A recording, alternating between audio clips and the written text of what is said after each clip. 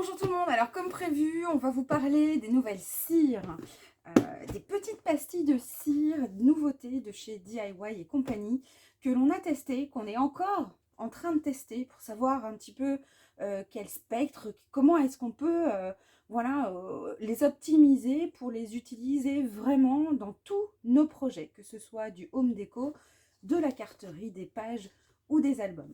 Alors, comme vous avez pu le voir dans la précédente vidéo qui vous présentait les nouveautés, donc on a rangé tout ça, enfin moi je les ai rangés dans une pop box maxi, mais parce que j'ai telle quantité de cire, si vous en avez plus, si vous en avez moins, vous allez forcément adapter votre contenant. Les pop box midi sont plus petites et vous pouvez mettre 2 rangées à l'intérieur. Donc moi j'ai rangé mes cires, c'est l'équivalent des sachets de 100 pastilles. Vous pouvez les mettre dans les pop box, dans les click box, pardon, mini click box medium. Donc on a tout un tas de couleurs, on a beaucoup de couleurs. On a rangé les petits seaux en laiton, donc ces seaux que vous allez utiliser pour pouvoir faire vos cachets de cire avec différents modèles. Donc on a du sablier, des cœurs, des notes de musique, etc. que l'on a rangé dans une mini clickbox rectangle. Celle-ci c'est la maxi haute. Votre petit manchon, donc vous allez avoir besoin de ce petit manchon. Alors il est livré avec cette petite protection que moi j'ai gardée, que je garde, on ne sait jamais, et que vous allez donc visser sur vos seaux pour pouvoir faire vos cachets de cire. On a encore un outil pour pouvoir utiliser ces cires. Vous allez voir qu'on peut ne pas l'utiliser en fonction de ce qu'on va faire. Donc avec la cuillère, ici. Alors de premier abord, on aurait tendance à se dire qu'il va falloir qu'on protège le manche puisqu'on va chauffer cette partie-là. Eh bien non. Donc c'est pas donc tout conducteur de chaleur, donc on peut la prendre aisément dans la main et chauffer le bout de la cuillère pour faire fondre la cire. On l'a rangé dans une clickbox 11 cm haute. Et dans la maxi haute, on a rangé et on range au fur et à mesure nos essais. Donc là, on a fait différentes choses avec ces cires puisqu'on va vous montrer que vous pouvez ici les utiliser avec les moules silicone qui supportent la chaleur. Et à savoir aussi que ces cires, vous pouvez les faire refondre. Donc, ce qui fait qu'à un moment donné, s'il y a des choses ratées ou que vous n'aimez pas forcément, eh ben, vous pouvez les faire refondre et les réutiliser. Donc, les chutes de cire que vous allez avoir aussi, vous pouvez les mettre dans une petite boîte et les réutiliser finalement à l'infini. Couler notre cire, mais aussi protéger notre plan de travail.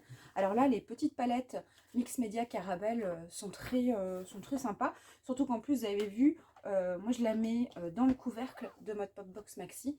Donc ce qui fait que voilà, ça me permet d'avoir toujours cette petite planche pour pouvoir faire mes cachets de cire. En plus, elles sont vendues par deux, donc il y en a une que vous pouvez laisser dans la Pop Box Maxi et l'autre pour votre travail au quotidien. Alors, comment faire un premier cachet de cire? Donc, je vais vous montrer. Donc, on va prendre la cuillère. Je vais utiliser...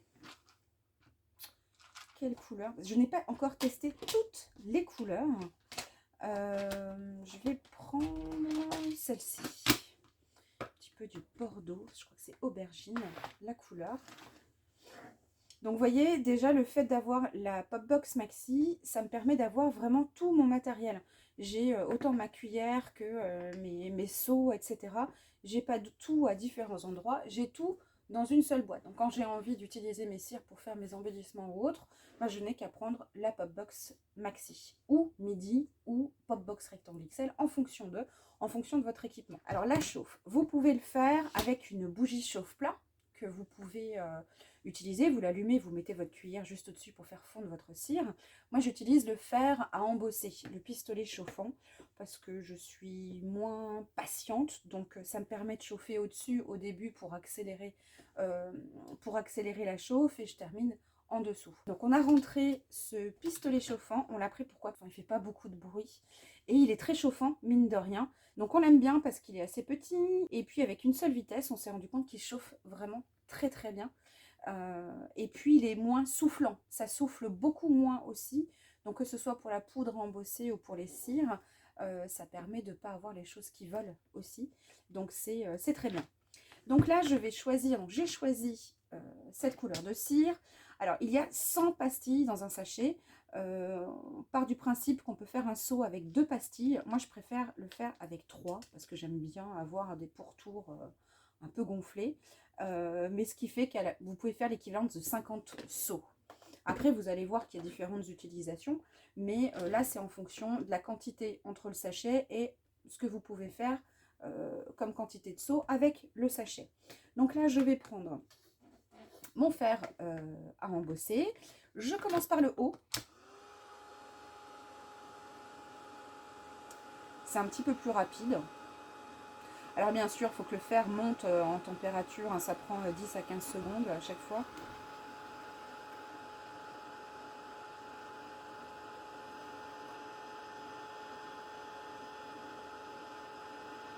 Voilà, donc là, la cire commence déjà à fondre. Alors là, pour la première, je vous le laisse en temps réel. Même s'il y a de la petite musique, quand c'est trop long, je vous le fais en temps réel.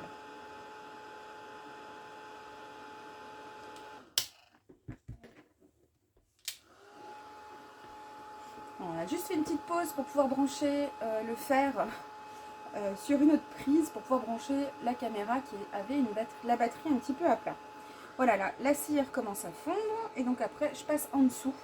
Ça permet voilà, de ne pas trop la chauffer sur le dessus et de ne pas voilà, ternir ce côté nacré brillant de la cire. Donc après, pour savoir quand est-ce que c'est prêt, généralement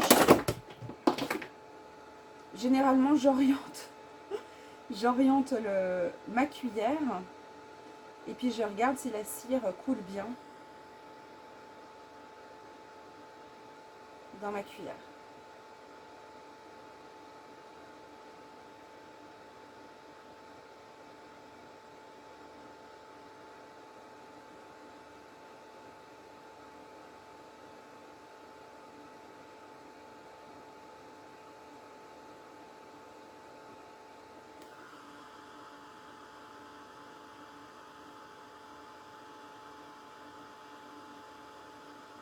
Voilà, il y a des petites bulles, donc je rechauffe par le haut pour les casser un petit peu.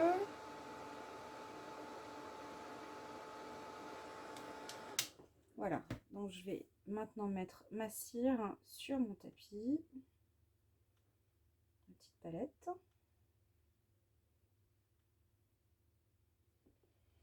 Oups, j'ai oublié de préparer mon seau, ça c'est pas bien. Je vais vite le faire. Donc tant pis, je choisis pas, ce sera le sablier. Hop.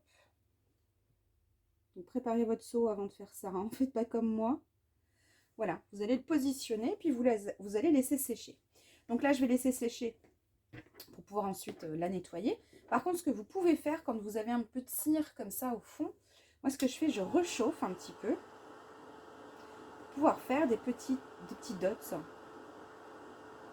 Surtout quand j'ai un projet avec une couleur particulière.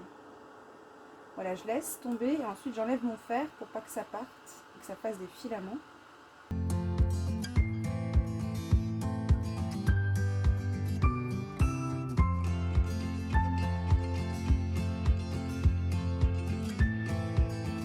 Et tout de suite après, sans laisser refroidir, vous allez avoir besoin d'un petit peu de sopalin.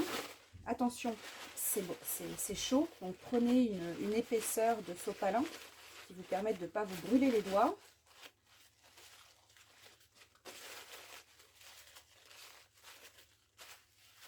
Voilà, et donc là ma cuillère est toute propre. Alors c'est comme la cire à épiler, vous pouvez prendre une solution à base d'huile si vous voulez nettoyer votre cire. Là c'est pareil, si j'ai envie de nettoyer, je rechauffe un tout petit peu.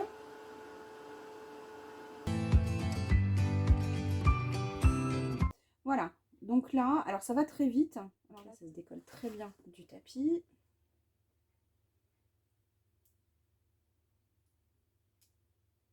Voilà, et donc ça vous fait un seau, et donc là c'est avec le sablier. Alors vous allez jouer sur l'épaisseur, hein. Là l'épaisseur est vraiment pas énorme, mais par contre vous mettez plus de pastilles si vous voulez vraiment un gros seau. Il faut adapter vraiment le nombre de pastilles. Alors j'ai réussi à chauffer jusqu'à 6 pastilles dans la cuillère. J'en ai mis 2 ou 3 au début pour bien que ça fonde. Et ensuite, je rajoutais une après l'autre pour pouvoir vraiment remplir ma cuillère avec 6 petits cachets pastilles de cire. Voilà, donc ça, c'est l'avantage des petites palettes Mix Media, c'est qu'une fois qu'on n'en a plus besoin, on peut la mettre de côté. Alors, dans nos essais, donc comme je vous ai dit, j'ai fait jusque-là des petits tests avec les moules silicone. Donc, je vais vous montrer. Donc les moules silicone que je range là aussi, c'est vraiment en fonction de votre équipement et des tailles des moules silicone. C'est pratique parce qu'ils n'ont pas du tout tous la même taille. Donc moi je les mets dans une pop box maxi. Et puis je vais vous montrer, on va faire une petite fleur.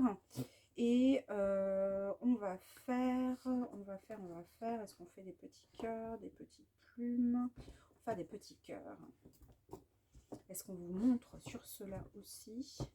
Ouais, on va faire une fleur comme ça. Donc là, vos moules, les empreintes sont plus ou moins profondes. Là, par exemple, vous voyez, la rose est très profonde. Par contre, je ne suis pas obligée d'aller jusque sur le rebord. Je peux faire uniquement un petit fond si je veux avoir un embellissement qui soit pas beaucoup en 3D. Donc, je peux adapter la quantité de cire dans mes moules.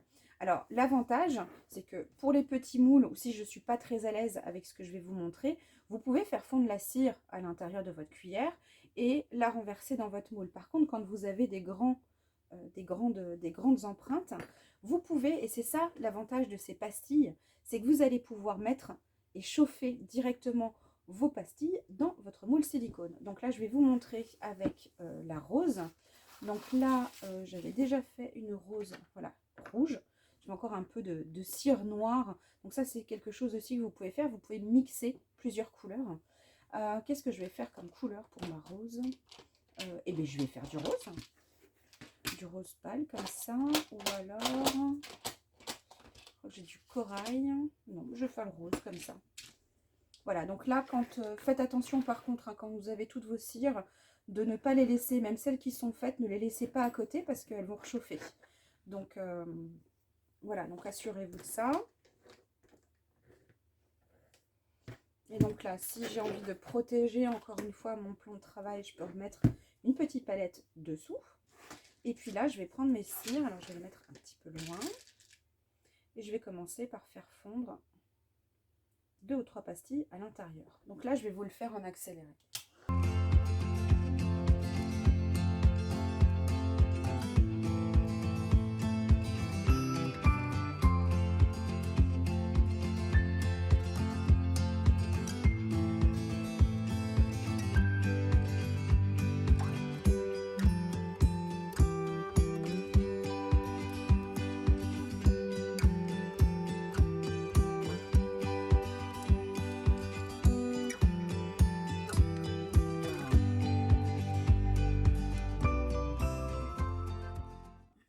Maintenant, je vais prendre une autre couleur pour pouvoir faire.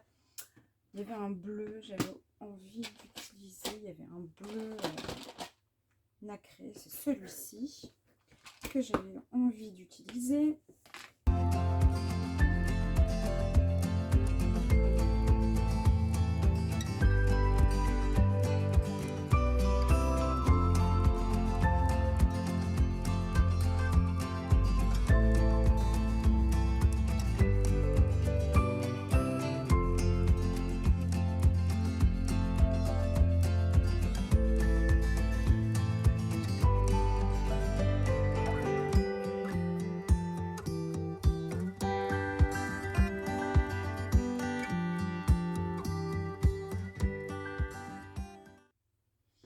Là, je vois qu'il y a des bulles qui se forment, donc je réchauffe un tout petit peu quand ça arrive. Hop, je réchauffe un tout petit peu et puis ça disparaît.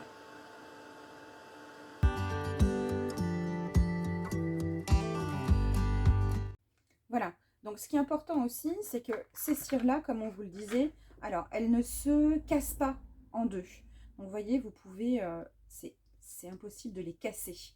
Donc elles se travaillent, elles sont assez flexibles. Donc c'est pour ça qu'elles sont, c'est vraiment sympa pour s'adapter sur nos projets. Par contre, c'est ce qu'on vous disait, si ça ne nous plaît pas, Par exemple, là, celui-ci est un peu raté. Donc, ce que vous faites, vous le mettez dans votre cuillère et vous rechauffez.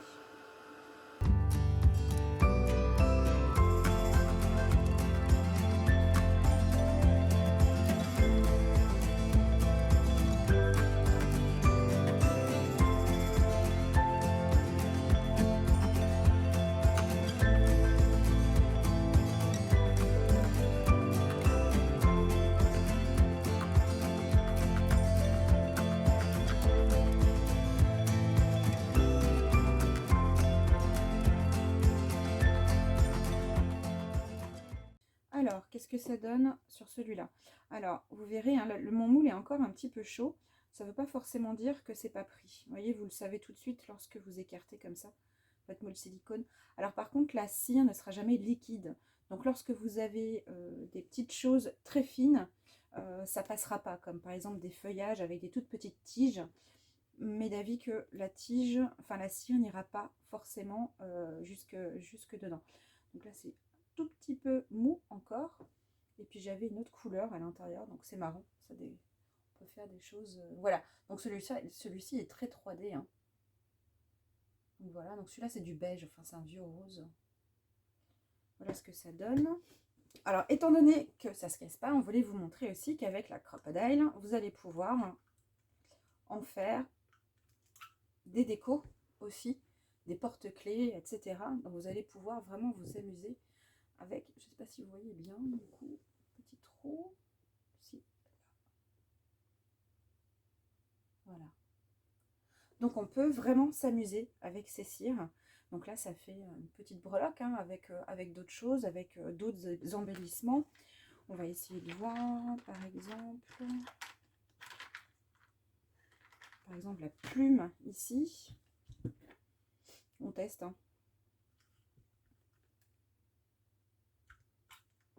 Vous pouvez aussi la trouer, voyez. Et puis vous pouvez passer voilà, un porte-clés à l'intérieur pour pouvoir faire des décos pour vos albums ou autres. Voilà, donc la cire, même si vous vous loupez, même si vous n'êtes pas sûr, ou voilà, vous avez préparé des embellissements il y a quelques semaines, puis finalement vous savez que vous n'en ferez rien, vous les gardez toujours dans une petite boîte, vous pouvez les trier par couleur ou non, et puis bah, vous les refaites fondre. Ça sert à rien d'utiliser des pastilles de cire toutes neuves, vous pouvez refaire fondre tout ça, tous ces embellissements pour en recréer d'autres.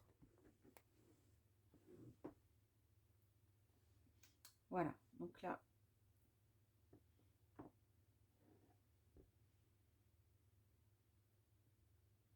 voilà, donc là on a une fleur double couleur. Alors on aurait pu mélanger un petit peu la cire à l'intérieur du moule avant, plutôt que de le faire au-dessus. Et puis celui-ci aussi, le tout petit, toute petite fleur. Voilà. Donc ça, voilà, à chaque fois qu'on a fait des petites réalisations, hop, dans la petite boîte. Et puis on ne sait pas ce qu'on va en faire. Si on les utilise, c'est bien. Sinon, on refait fondre. Voilà, donc ces cires, vous allez les voir encore dans nos vidéos, et notamment dans la saison 3, comme on vous le disait. On va faire notre deuxième album, la fermeture de notre deuxième album, ça va être avec un cachet de cire plus ficelle, plus aimant. Donc on a testé ça aussi pour pouvoir faire des jolies couvertures d'albums avec effet cachet de cire non ouvert. Donc voilà, donc on vous dit à très bientôt. Ciao, ciao!